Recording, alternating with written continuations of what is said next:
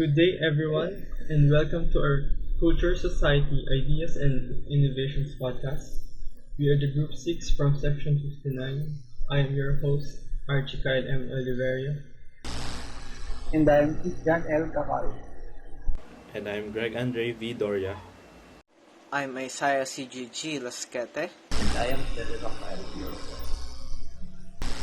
And today, we are talking about what is mental health. So, first of all, what is mental health?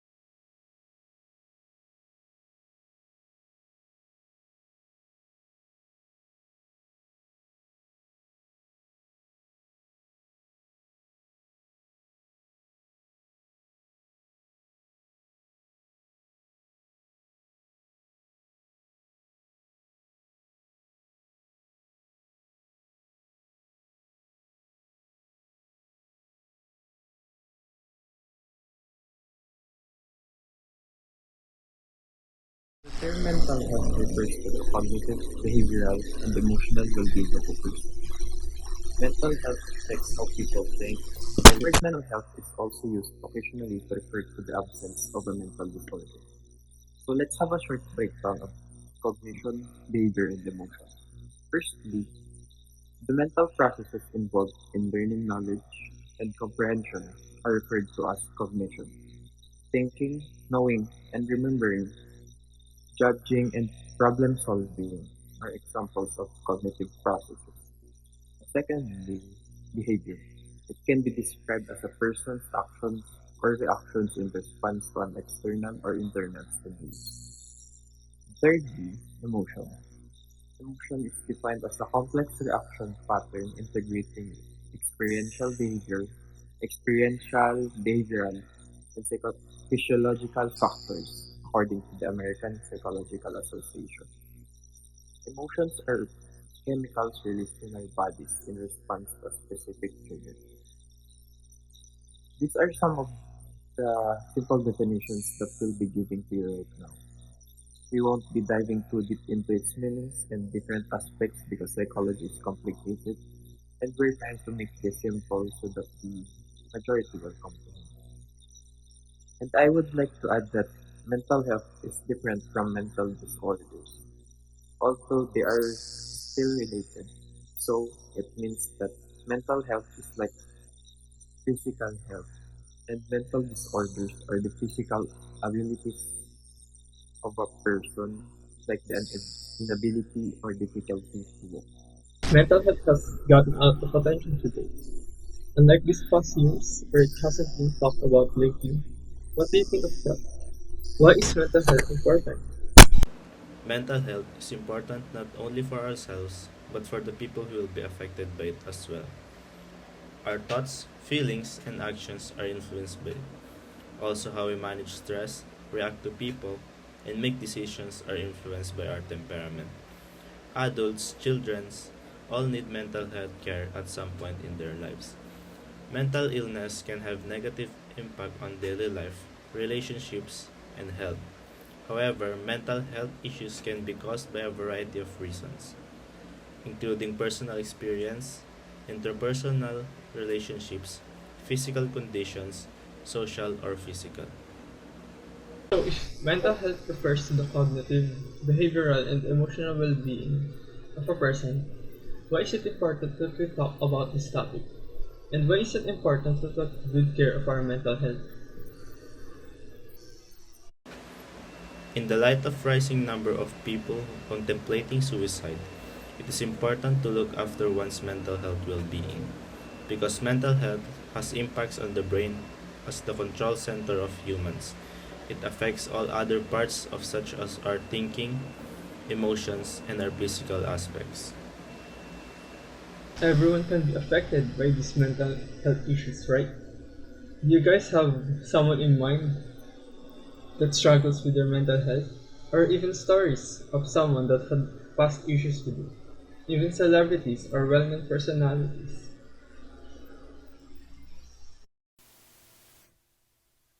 Did you know? Even well known personalities suffer from mental health illnesses, and if not treated properly, can cause death. For example, Chester Bennington, a singer from the well known rock band Linkin Park, it is reported that he committed suicide because of his depression. In addition, another world renowned singer also have suffered from mental health illness. Her name is Lady Gaga. Reportedly, Lady Gaga has suffered post traumatic stress disorder. She got when she was still 19 and got raped. While Chester Bennington suffered from depression and Lady Gaga suffered from post traumatic stress disorder, Donny Osmond have been battling social anxiety disorder. He got this, well, he is still a child. Being a good actor that he is, he got a lead role while he was still a child, and having the lead role made him anxious. Reportedly, after the performance, he got to see the doctor and he has been diagnosed with social anxiety disorder and been battling it ever since. Since that not only regular people can have a mental health illness, but even the most known personalities in the world. So before judging the people with the mental health illnesses, we should think as a society how we're going to help them. A video of a reaction to the death of Chester Bennington.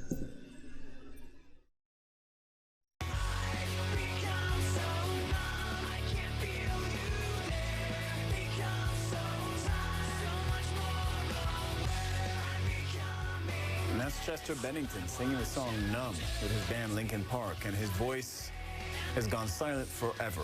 Bennington was found dead in a home near Los Angeles Thursday morning. Authorities say it may have been suicide. Bennington is survived by his wife and 6 children, and this comes only months after Soundgarden's Chris Cornell, a close friend of Bennington's, committed suicide. Fans and friends of the singer have been filling the internet with tributes. His bandmate, Mike Shinoda, was one of the first to tweet, saying shocked and heartbroken, but it's true. The band One Republic tweeted, "Oh dear God, massive RIP to Chester Bennington of Linkin Park. This breaks our heart. Suicide is the devil on earth walking amongst us." Another band, Smash Mouth, tweeted, "RIP Chester, one of the biggest talents in the history of music. Thoughts and prayers to the people closest to him." And this from talk show host Jimmy Kimmel. "Chester was one of the kindest men I've had on my show. My heart breaks for his family and friends. He will be missed terribly." This problem should also be talked about more freely and openly. Lives are at stake here. So, how about this scenario? If you think someone talked about his or her mental problems, about their mental health, how would you think other people would take it? These past few years, mental health problems have been rampant globally, but this problem is not taboo anymore, since a lot of other countries have openly addressed and advocated this problem. At the start of the 21st century, since the world kept advancing and the demands on the people became higher in the aspect of industrial, educational, and social setups, some people have been battling mental problems as they are trying to supply the demands given to them. With this, some have been battling depression, anxiety, even substance abuse, which can lead to more serious problems such as schizophrenia. A lot of celebrities and other mental health survivors have advocated and addressed the issues properly, which can help society to overcome the problems, especially now, during pandemic. However, with this problem, whenever these mental health issues occur, people must stop diagnosing and misdiagnosing. They must seek professional help through a mental health organization, and those mental health advocates are just guides for the people who are battling with this problem. Okay, so I will share some learnings sa mga napag-aralan din namin ng high school about mental health and well-being. So alam natin na ang mental health is a bit of a sensitive topic. When talking about mental health kasi in our country and other countries also, dati, it is very taboo. Kumbaga, it is something that people are scared to talk about, which is bad kasi it led to people to become more ignorant. Um, Madami kasing mga tao na kulang sa impormasyon about sa mental health. And ang nakaawa pa minsan kasi may mga taong namumroblema sa nararamdaman nila. And they're struggling with their own minds. And what do they do? They keep it to themselves. So what happens is ang emotions nila, ang feelings nila, it gets suppressed, which leads to worsening their situation and worsening how they feel. Pero luckily, this past few years, di ba, nahalata naman natin na parang ang mental health is becoming more of a talked about topic. And that is good kasi it raises awareness and it helps people understand that matters. Kaya para sa akin, education, knowledge, and awareness is important in our lives. Do you also believe in that? Ako, for me, believe ako sa ganun. Ako rin. Yes, of course, naniniwala ako sa lahat ng yan and agree ako na people should talk more about this kind of topic and also i-share nila ang nafe-feel nila or nararamdaman sa ibang tao. Kasi sa karamihan sa atin ay nagbe-base sa gender ng isang tao. Example is, pag lalaki ka, parang you don't want to share your emotions to other, which is not okay.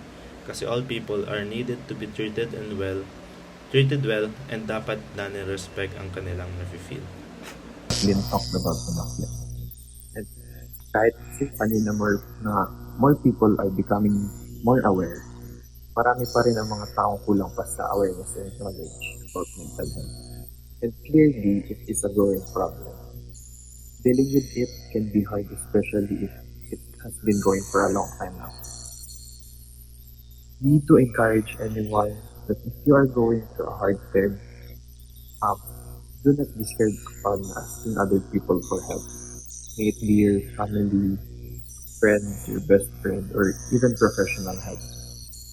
So we know that sometimes speaking out your thoughts is difficult, but it really does help ease out the burden, even just a little bit. And also, please do not forget that you are not alone in what you are going through, and your emotions and feelings are valid. Listen up to this point of our podcast. We would like to thank you so much for sticking with us until the end of this episode of Mental Health Matters. We hope that you learned something from us and that you spread awareness of this growing problem. That's all for this episode. See you next time.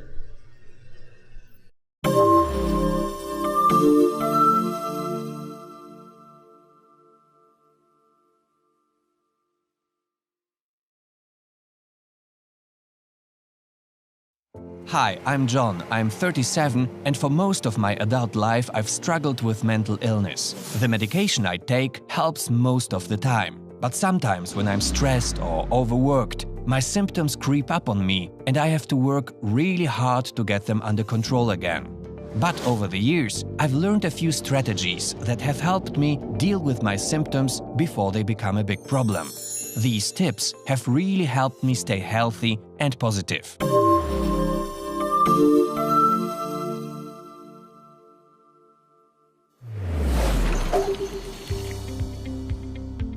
First, I try to focus on the positive things in my life. I think about the family, friends, and treatment team members supporting me in my recovery journey. I know they are there to help me find solutions. If I come up with solutions instead of just focusing on the negatives, I find I feel much better. And each day, I deliberately take time to appreciate and recognize everything I am thankful for. I'll write in my journal, send my friends thank you cards, or help others. When I focus on all the good stuff in my life, I don't spend as much time thinking about the bad stuff. Next, it's really important for me to connect with others. Being around my friends and family always puts me in a better mood and helps my self-esteem. These meaningful relationships help me maintain a positive attitude, which gives me space for personal growth. It's also very important for me to stay physically fit. I try to eat a healthy diet, exercise a little each day, and get enough sleep, as directed by my physician. I always feel great after I work out, even if it's just a walk around the block. One of the hardest things for me was developing coping skills that worked for me. It was tough to learn how to respond in a healthy way to stress, sadness, criticism, and negativity. When I learned what worked for me, I was able to get back to being myself.